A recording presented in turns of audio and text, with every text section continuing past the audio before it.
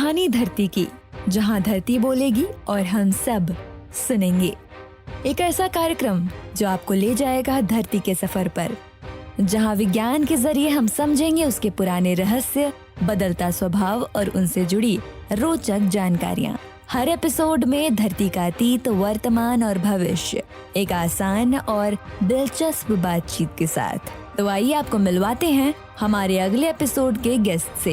Doctor साधन, हम और हमारा समाज चमगादड़ को एक भय या अंधविश्वास के रूप में देखते हैं, लेकिन आपने देश में पहली बार चमगादड़ के मल पर अध्ययन किया और आप पहुंचे मेघालय के गारो हिल्स में, जो दक्षिणी गारो हिल्स है, जहां पत्थर पाए जाते हैं और मिट्टी नहीं पाई जाती, और जो मिट्टी के नमूने आपको लेने थे वो आपको मिले चमगादड़ के मल से। तो ये बड़ा एक आश्चर्यजनक अध्ययन आपने किया है, जिसमें आपको अतीत का बहुत सारी जानकारियां मिली, जो प्राचीन वनस्पतियां थीं, किस तरह से वो होती थीं। तो क्या खास जानकारियां आपको इसमें निकल के आईं और आपने ये अध्ययन चमगादड़ के मल से, जो देश में पहली बार हुआ है, वो अध्ययन आपने कैसे किया?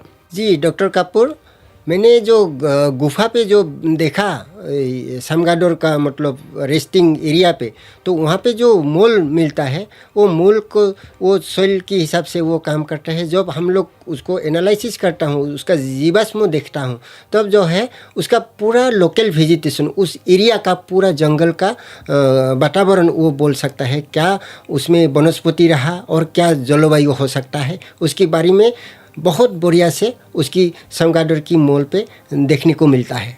तो हम ये बोलना चाहता हूँ कि जो गारो हिल्स और मेघालय पे जो सिस्टमेटिक वे पे हम लोग कलेक्ट कर नहीं पाता हूँ, तो उस जगह पे इस तरह का से अगर गुफा की बीच में अगर चमगादड़ का मिल सकता है, तो वो बिल्कुल एक काउंटर पार्ट और मिट्टी के बराबर हो जाता है। उस मल से मैंने ये मिला जो मॉडर्न पोलन और वेजिटेशन रिलेशनशिप, जो हम लोगों का एक बेस लाइन होता है, वो जानना बहुत ज़रूरी है। तभी हम लोग पास को मतलब पुनर्निर्माण कर सकता हूँ वनस्पतियाँ और उसका जलवायु को, तो उसके लिए वो बेस लाइन हो जाता है।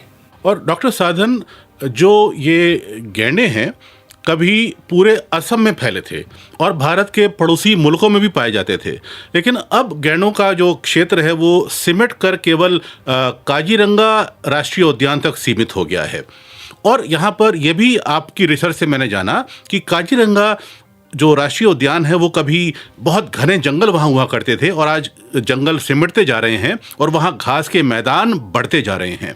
यानी हमारे इन जीवों ने भी उस घास के मैदानों को बनाने में अपना कहीं ना कहीं योगदान दिया होगा। तो मेरा सवाल आपसे यह है कि जो गैंडे का अब जो आवास है वो सिमट कर काजीरंगा तक सीमित हो गया है, इसकी क्या वजहें हैं? क्या मानवीय गतिविधियां इसके लिए जिम्मेदार हैं? उसमें दो चीज़ निकल के आता है फाइंडिंग्स पे। एक हो गया जलवायु परिवर्तन के लिए हो गया, और सेकेंड चीज़ मानव का गतिविधि बहुत हो गया।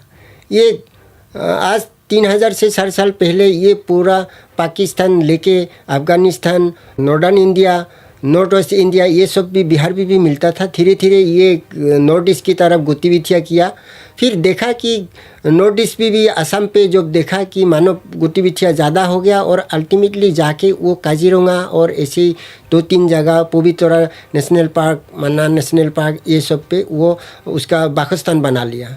अभी जो है काजीरंगा नेशनल पार्क जो है, तो हम ये बोलना चाहता हूँ फ्यूचर के लिए हम लोगों को बहुत एक सोचने वाली बात है, क्योंकि आज जो काजीरंगा है, इन फ्यूचर अगर ऐसे मतलब जीव जंतु का संख्या अगर बढ़ते रहेगा तो आगे के लिए थोड़ा और प्रॉब्लम भी हो सकता है। इसलिए हम लोगों को थोड़ा सोचना भी उसके लिए बहुत ज़रूरी है आज के दिन पे।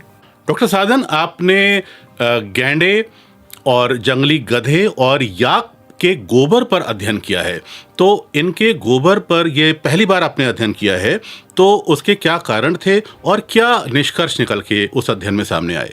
एक्चुअली हर जीव का एक इंटर रिलेशनशिप है, उसकी वनस्पतियों के साथ साथ उसका जीव जंतु का एक बहुत बड़ा महत्व रहता है। जैसे गेंडा का एग्जाम्पल ले, वो ट्रॉपिकल, वहाँ पे काफ़ी घना जंगल होगा, गर्मी होगा, बारिश होगा, इस एनवायरनमेंट के साथ वो जुड़ा हुआ होता है।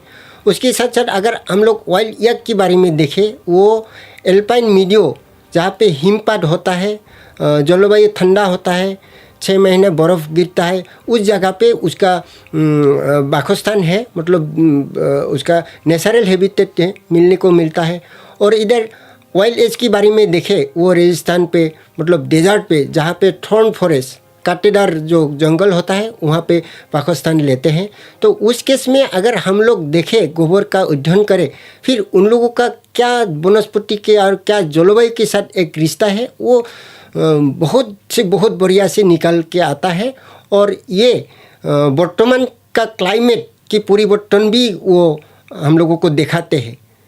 और उसके साथ साथ जब हम उसको वर्तमान का देखेंगे, उसको हम लोग जो पास जो कोप्रोलाइट का डांग, उसके साथ साथ वो क्या खाता था, उसका डाइटरी प्लान क्या था, उसके साथ साथ वो एनवायरनमेंट, उसका क्लाइमेट क्या था, जलवायु क्या था, बारिश कितना था, वो चीज़ भी साथ साथ ह्यूमन एक्टिविटी भी वहाँ पे देखने को मिलेगा और उसका एक आभास देगा उस स्टडी से। जब गैंडे ने जंगल बनाए और जीवों ने लिखी धरती की कहानी, डॉक्टर साधन कुमार बासुमतारी के साथ इस चर्चा को आप विस्तार से सुन सकते हैं इस मंगलवार दोपहर 3 बजे केवल रेडियो KGMU गूंज पर।